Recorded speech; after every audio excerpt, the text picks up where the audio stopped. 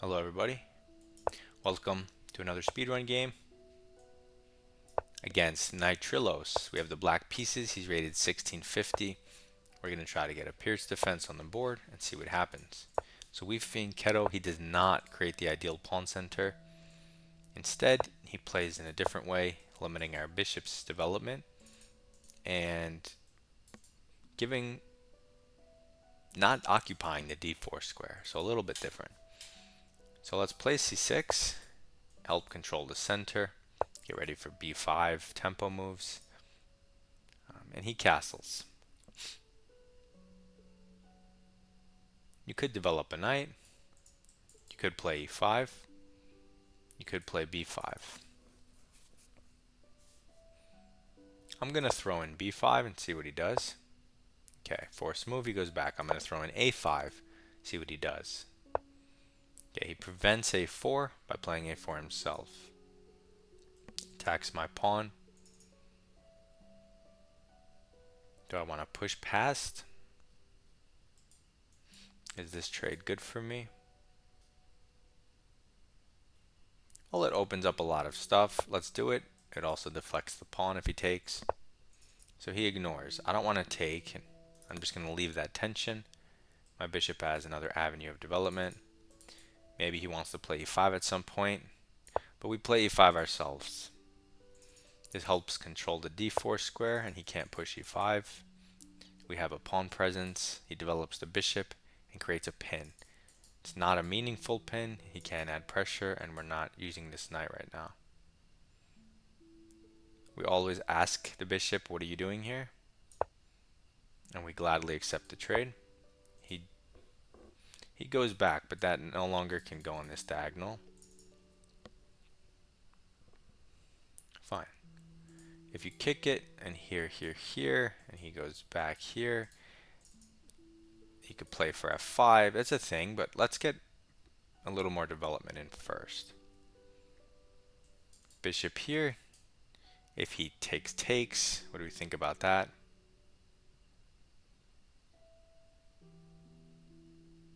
Well, weakens the king side a little bit, so unnecessary. Let's develop the knight. We can go here and recapture the knight, or just put the knight there. Okay, he develops the knight. So now if we take, he has to take with the pawn. His bishop's a little loose, b-file's open for both of us. This pawn's currently hanging. I could hit it with a tempo move, which is interesting. But I think I'm going to throw this in first and then attack the bishop with my knight. And just stay a little flexible with the bishop. Not exactly sure. So he goes back. But I was also hitting the pawn, so I thought he had to go back something like here. So he goes back on the active diagonal, but that hangs the central pawn and the rook behind it. So I'm going to take this, and I think he played well for 13 moves and then collapsed. So now he's making automatic quick moves, so I'm going to grab the material. He moves his queen, so this is no longer threatened. We now have this opportunity to develop our bishop on a beautiful square, and we've fully consolidated our position. It looks amazing, and we're up 3 points of material. He grabs the pawn, which was hanging, totally fine. Let's take back, just open up some files. He takes with the queen, which does hit the pawn.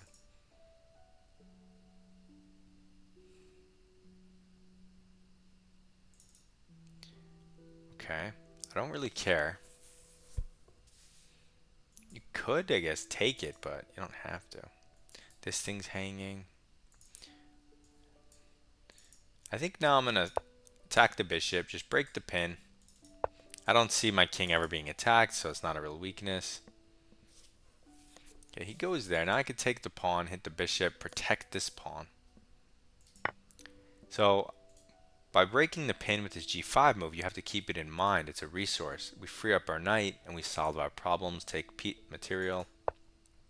So now he moves his knight and the pawn is no longer being under attack. He hits the rook, but we have a more or less obvious move. you know, like a very automatic move. However, he is hitting your knight, so that's something to think about. You could start with so many different move orders. I think I want to do this. I get a bishop, he gets a rook. I go check, he goes here. I get a knight, he gets a knight. I go check, his king goes somewhere. That's interesting. But I'm going to take the bishop. Just to, I'm going to put his rook on this square. He's going to have to make more moves to put it back to like a correct spot. He takes the rook. And I'm going to take his bishop. And now everything's hanging. But look at my beautiful center. Okay, I could save the bishop or take his knight.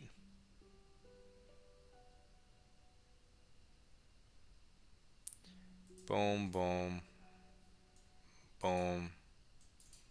He'll take here.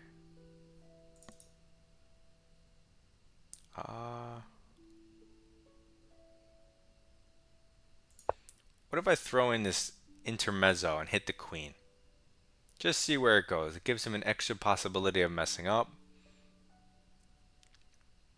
Because his knight's technically trapped, and only his queen can give it an escape square. But maybe he goes to like this and doesn't realize it. And now if I move my bishop, his knight's trapped and can't be defended. And now my position looks awesome. So material, I'm only up a pawn. Because I let him win the exchange on a8, right? I let his knight take my rook. So I gave him the rook back. And now he's blundered a piece. So he's trying to break down this point.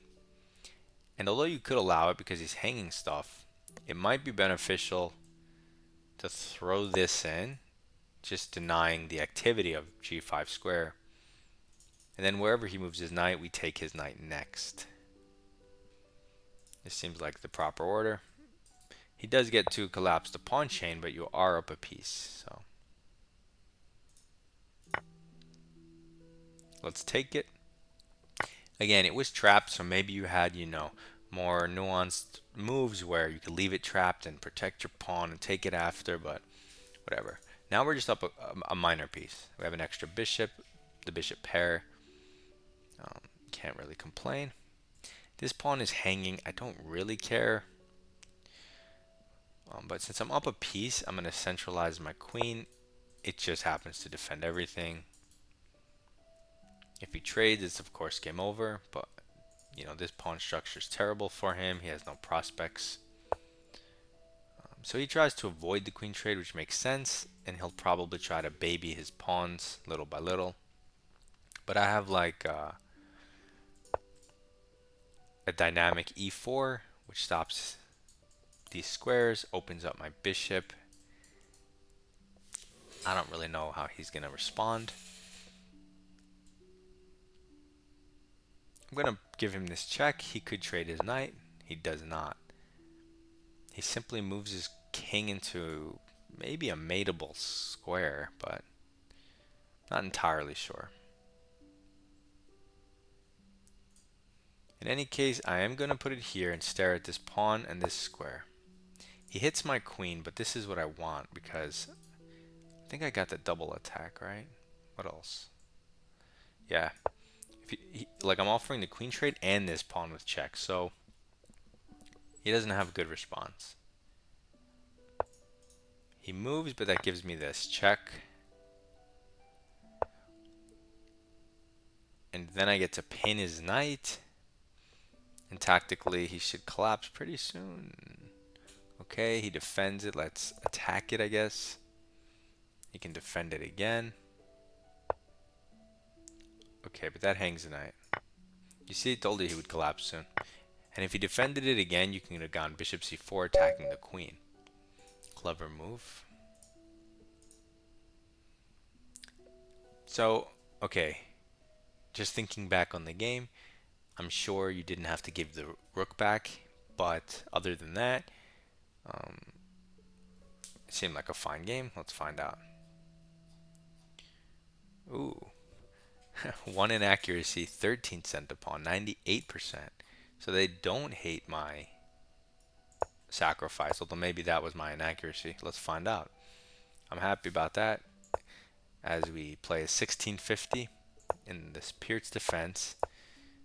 He didn't put a second pawn, so, but you'll get this a lot as well. In any case, we get our starting position. A lot of players, keep in mind, will play h3 because they don't want you to have an easy way to get rid of your bishop. Because a lot of times they'll bring their knight out, you'll bring your bishop out, he'll kick it, you'll just trade off for the knight. That way you don't have a stuck piece. Like this piece won't be stuck behind his pawns. A lot of times black just throws it away, so he frees up some space. So they prevent it a lot, which he does. As I always say, at this juncture, you can play whatever you want. Look at all the moves. My move's not even listed on the top 4, but it's all the same evaluation because you can play so many moves at this point. But we like the c6 strategy. It's simple, helps control the light squares in the center. And again, it comes with ideas of attacking b5, a5. So we throw in b5. It's a free improving move. You don't always play on the flank before the center, but he can't really stop us from getting an e5. So we throw it in. We throw in a5. It's another free space gaining move. He responds like this, and if he takes our pawn and we take back, we're no longer using that c pawn to control the d5 square. We don't like that, so we push past. And now if he takes, all he does is open up the rook and do what we just said we don't like. He loses control with a pawn of the d4 square, so he shouldn't do that. So we're giving him a chance to go wrong strategically. Okay, he moves his rook. Boom.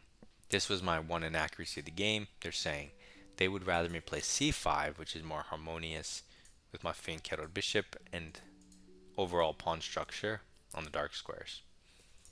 In the dragon, it's like a Sicilian dragon structure. They're saying that's more harmonious here. And it's true because you get to control the d4 square with the pawn. You don't block your bishop. It is sharper though because he does get to push when he feels like it and open things up. We play e5. Hardly a move that can be exploited, so to speak. So he just develops a piece, very normal. Creates a pin. We always throw in this free improving move, gives our king space as well. Development, over defending, center, attack the bishop. We throw in this free improving move. It's a completely equal game, but I like black's position as a fianchettoed bishop is always strong. His dark square bishop is not impressive. And we have space on the queen side. I just like the look of black's position, especially after knight c5. He goes back and immediately goes from even game to black is minus 1.5, which is enough to win a game. And why do they hate this? Well, because it hangs the central pawn, of course. So we take it. And of course he should save the rook, but he moves the knight. So it's minus 3 and higher from here on out. So we had a good train of thought with whatever we were coming up with. So we take the rook, which makes sense. And now I am not here, hold on. First we develop a piece towards the center. It's the most obvious move. Like if you're in a 1-minute game and it's your turn, boom, you just develop the bishop to the center. He takes the pawn. So taking back seems pretty obvious. Okay, he takes. You have some maybe rook to the file moves I was looking at. But then I said this pawn is technically hanging. Drawback of his last move. But if you move the knight, you hang the queen. So let's kick the bishop. And now we can do what we want. we take and it's -4. He jumps in, and this is what I'm curious about. So what I wanted to do the whole time was knight takes bishop. He was going to take my rook. I was going to throw in the check. His king was going to move over. And then I was going to take his bishop or his knight, and I was going to go down that route. And they are saying that that's best. But then at the very last second, for some reason, I changed my mind, said, let me just throw this in first to guarantee his rook is on a dumb square. Potentially dumb. Because if he happens to expand with b4 and get access, it's not so dumb. But anyway, throw that in and then go down the same line. They're saying it's it's -4 if I take the dark square bishop first, and 3.2 if I take the other one. They don't call this an inaccuracy because they're both obviously winning. But I'm curious, if I take this one and he takes my rook and I give the check and he moves his king, and then I take the bishop and he takes the bishop. Oh, that's why, because you have this move which I didn't actually look at. So this is a cool intermezzo, and it's only possible because the rook's there. But what about the other line? So if I take the bishop first and he takes the rook, and then I take this,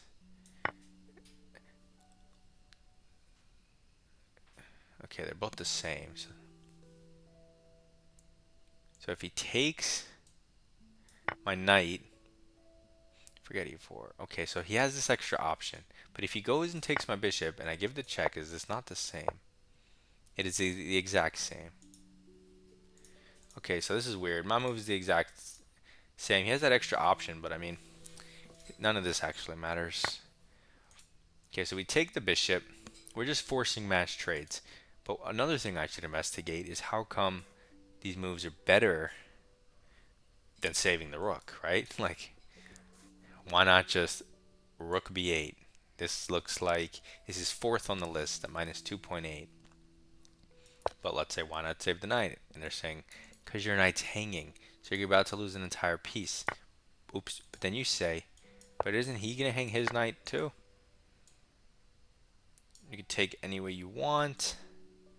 Let's take with the queen. He trades bishops. Goes rook over, and they're saying this just isn't as strong. He's got some minor pieces that look terrible. He's got a queen. Okay. And down this line, well, let's say the one I did in the game. It's close enough. Well, he blunders again, but let's say we just go here. Oh no, what am I doing? That's because I threw in this pawn move. Let's just say. So this is -3.4. He doesn't have the dark square bishop. I mean, it's all the same. Okay, so I just explored that, but it doesn't really matter. So let's go with the game. We kick the queen just to see if he might make a mistake, and he does. He goes and unprotects the knight's retreat square. So now we retreat, and we're hitting the knight. So our retreating move is an aggressive attacking move. -5. He does some random stuff. We throw in an intermezzo, attacking a second piece. Turn this off. Then we take the free material, and then we consolidate and centralize. We throw this move in to increase the activity of our bishop, and so we can put it here, support the rook. So we can put it here with this alignment. That's the point. I don't care about this pawn, although it is close to promotion. We improve our piece for free, and then don't be afraid to move the same piece again. Things have changed. His king was here, his queen was here. Maybe this was the best square, but now his king's here, and your rook wants to go here, so maybe this is the best square. So don't be afraid to move the same piece twice. Things change every turn. And he only helps us improve our queen, and then he collapses his entire position. If he defends it with the rook, you can probably just hit the queen. And if he takes the bishop, you take the knight. Yeah, so perfect game. Hopefully you got something out of it. Rewatch it if you are interested in playing the Pirc so you could get a better understanding for yourself. Good luck in your chess.